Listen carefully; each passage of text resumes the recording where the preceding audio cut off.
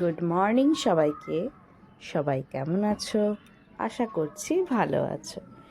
সকাল সকাল চা নিয়ে চলে এসেছি। সকাল সকাল চায়ে চুমুক দেব আর তোমাদের সাথে আড্ডা দেব।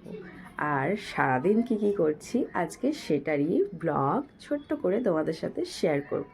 আর আমার ভিডিও তোমাদের কেমন লাগে অবশ্যই কিন্তু জানাতে ভুলো না।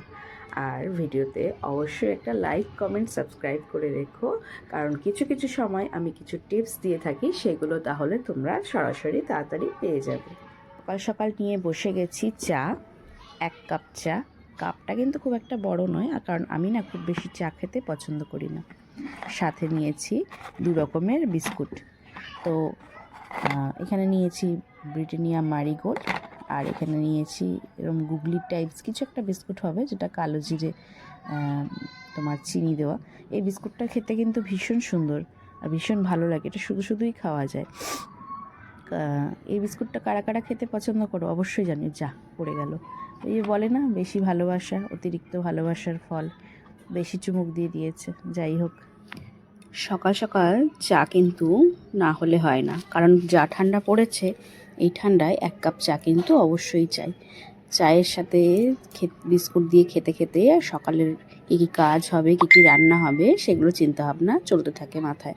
কারণ চিন্তার শেষ নেই, মাথার কিন্তু আর শান্তি নেই বা রেস্ট নেই যতই যাব ছাদে। চলো দেখি।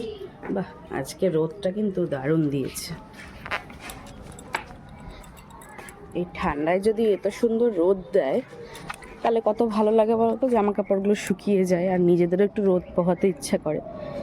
দেখো, তোমাদেরকে নিয়ে এলাম আমাদের ছাদে একটি পেছনের বাড়িতে গাছ। পেছনের বাড়িতে সেরকমভাবে কেউ থাকে না, তো কত পেয়ারা হয়েছে যদি তোমরা একটু দেখো ভালো করে, কি সুন্দর লাগছে। দেখো পেয়ারাগুলো কতটা সুন্দর। এসব জিনিস কখনো খেতে ইচ্ছে করে তুলে বলো? দেখতেই কত ভালো লাগে। কত পেয়ারা, মানে দেখো ভালো করে, মানে কত পেয়ারা হয়েছে, কিন্তু খাওয়ার কোনো লোক নেই। সব পেয়ারাগুলো অযথা পড়ে যাবে।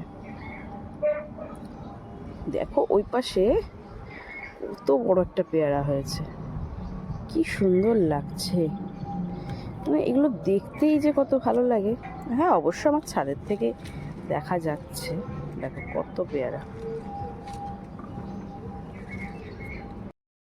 আজকে বাড়ির গাছগুলোর সাথেও তোমাদেরকে আলাপ করাবো। একটু আলাপ পরিচিতি না করালে ভালো লাগে? ওদেরও তো ইচ্ছে করে ক্যামেরার সামনে আসতে। ওরা হয়তো বলতে পারে না সেইভাবে, ওদের প্রাণ আছে, ওরা সমস্ত ছোঁয়া বোঝে, ভালোবাসা আবেগ সবটাই বোঝে, শুধু বলতে পারে না বা কোনো এক্সপ্রেশন দিতে পারে না। গাছে এই সবুজ পাতাগুলো কত ভালো লাগে, ফুল নাই বা থাকলেও।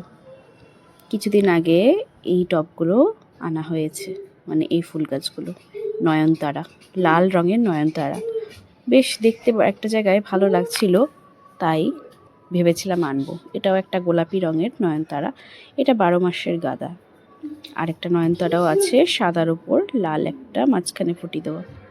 নয়নতারাগুলো যখন এক গাছ হয়ে থাকে ফুল, তখন কিন্তু দেখতে দারুণ লাগে।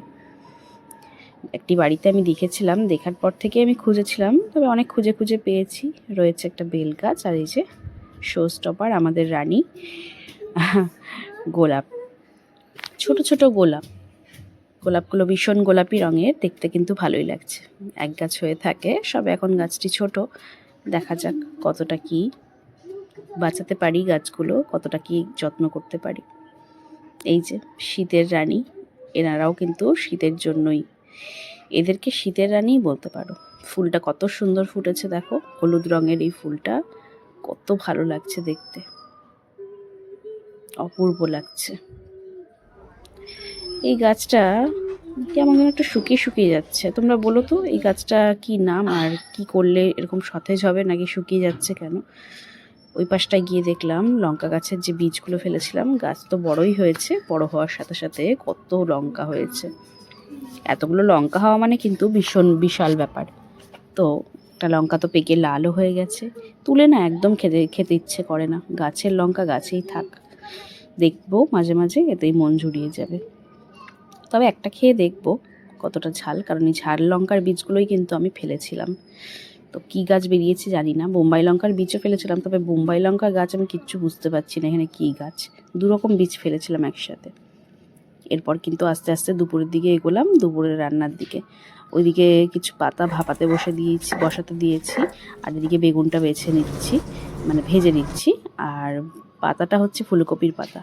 আজকে দুপুরে রান্না করেছিলাম ভাত, ফুলকপির পাতা বাটা, রসুন কালো জিরে দিয়ে, আর পেঁয়াজ কলি আলু ভাজা, লাউ চিংড়ি আগের দিনের ছিল, আর ট্যাংরা মাছের রসা করেছিলাম। ট্যাংরা মাছের রেসিপিটা কিন্তু পরের ভিডিওতে আসবে। সঙ্গে ছিল চাটনি।